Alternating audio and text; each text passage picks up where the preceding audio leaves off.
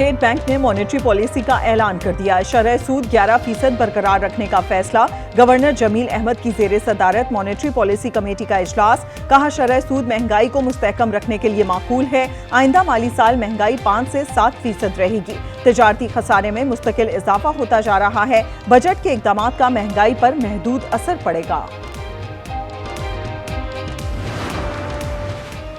पंजाब का 5,335 अरब रुपए हजम का बजट पेश। तनख्वाहों में 10, पेंशन में 5% इजाफा। कम अज कम तनख्वाह 37 से 40,000 रुपए कर दी गई। तालीम के लिए 811 अरब 80 करोड़, सेहत के लिए 630 अरब 50 करोड़ रुपए मुख्तस। वजीर खजाना की बजट तकरीर के दौरान अपोजिशन अरकान का एहतजाज। एजेंडे की कॉपियां फाड़ दी, स्पीकर डाइस का घेराव कर लिया।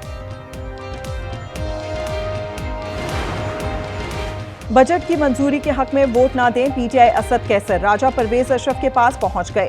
राजा परवेज अशरफ का कहना है, असद कैसर आए थे, बजट पर बात नहीं हुई, तहफ्फुजात हैं, इत्तेहादी हुकूमत से बात करेंगे। पीपल्स पार्टी के अरकान असेंबली के इजलास में बजट पर तहफ्फुजात। शाजिया मरी ने कहा, हुकूमत संजीदा नहीं लेगी तो हमें सख्त रवैया अपनाना होगा।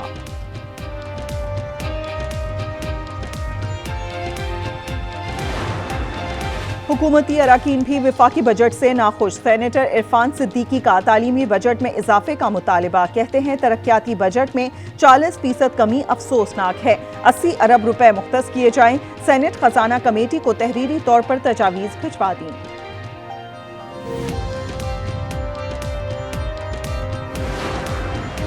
वज़ीर आज़म ने टैक्स फ्रॉड करने वाले ताजरों की गिरफ्तारी की तजवीज़ का नोटिस ले लिया। तजवीज़ पर गौर के लिए इजलास तलब। एफबीआर हुकाम के मुताबिक फाइनेंस बिल में टैक्स फ्रॉड पर 10 साल तक कैद की सजा तजवीज़ की गई है।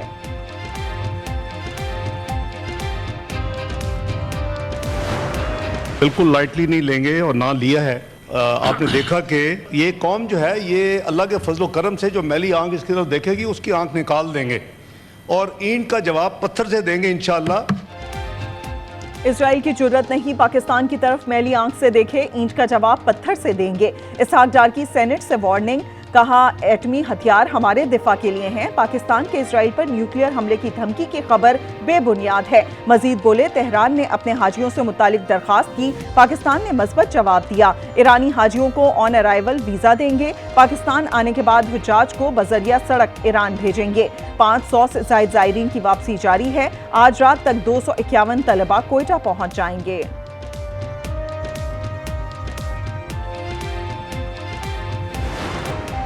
बारखान के शहर रखनी के मरकजी इलाके में धमाका। मोटरसाइकिल में नज़ बम फटने से 2 अफराद जाम भाग, मुतअद्दिद जख्मी।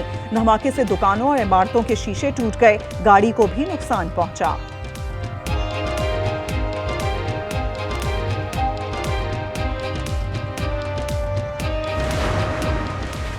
सरगोदा की तहसील शाहपुर में शादी से वापस जाने वाली फैमिली की कार पर फायरिंग। खातून समेत 3 अफराद मौके पर जाम भाग, 5 जख्मी। पुलिस के मुताबिक मकतूलीन में 6 साला बच्चा शामिल, 5 साला बच्ची भी जख्मी।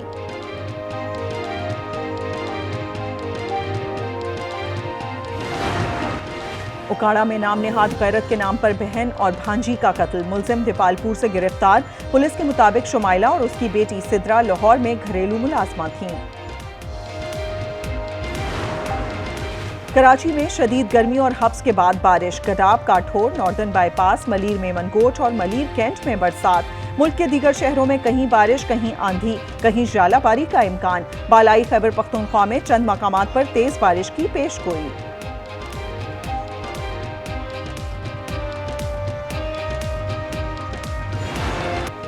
ईरान के इजराइल पर हमले, ईरानी बैलिस्टिक मिसाइल हिफा में तबाही। पावर प्लांट उड़ गया, ऑयल रिफाइनरी और बंदरगाह भी तबाह कर दी गई। शहर की बिजली मुअत्तल हो गई। तेल अवीव और मकबूजा बैतुल मक़दस में भी धमाके सुने गए।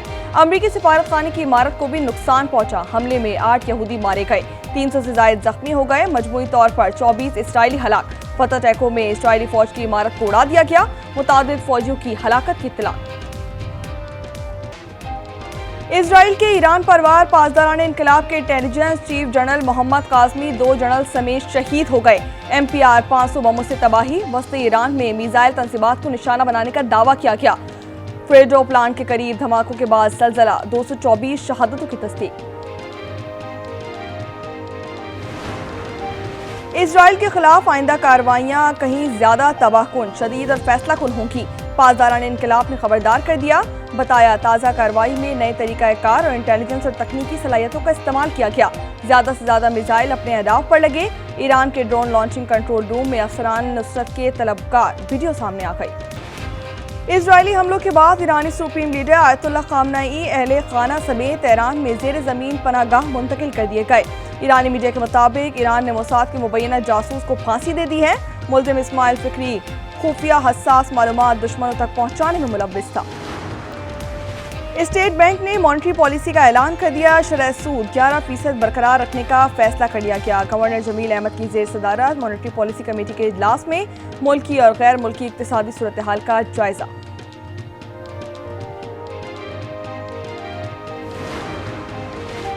बजट की मंजूरी के हक में वोट ना दें, पाकिस्तान तहरीक इंसाफ। असद कैसर राजा परवेज अशरफ के पास पहुंच गए। राजा परवेज अशरफ का कहना था कि असद कैसर आए थे, बजट पर बात नहीं हुई, तहफ्फुज़ात हैं, इत्तेहादी हुकूमत से बात करेंगे।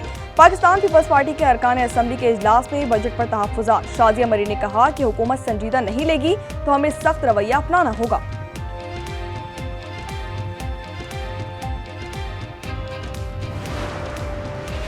वफाकी बजट से कबल इक्तिसादी सर्वे में आदादोशुमार ही गलत थे। इंकशाफ के बाद मुख्तलिफ शोबों को दी गई टैक्स छूट के आदादोशुमार तब्दील।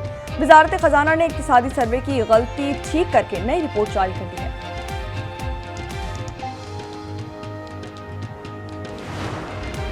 कराची में शदीद गर्मी और हफ्स के बाद बारिश। कराब, Kathore, northern bypass, Malir, Memonkot, Malir cantt में बरसात। मुल्क के दीगर हिस्सों में कहीं बारिश, कहीं आंधी, कहीं यालाबारी का इम्कान। बलाई खैबर पख्तूनख्वा में चंद मकामात पर तेज बारिश की पेशगोई। वुमेन्स वर्ल्ड कप का आगाज 30 सितंबर से भारत और श्रीलंका मैच से होगा। आईसीसी का शेड्यूल का ऐलान। पाकिस्तान अपने तमाम मैचेस श्रीलंका में खेलेगा। पाक भारत हाई वोल्टेज टाकरा 5 अक्टूबर को कोलंबो में होगा।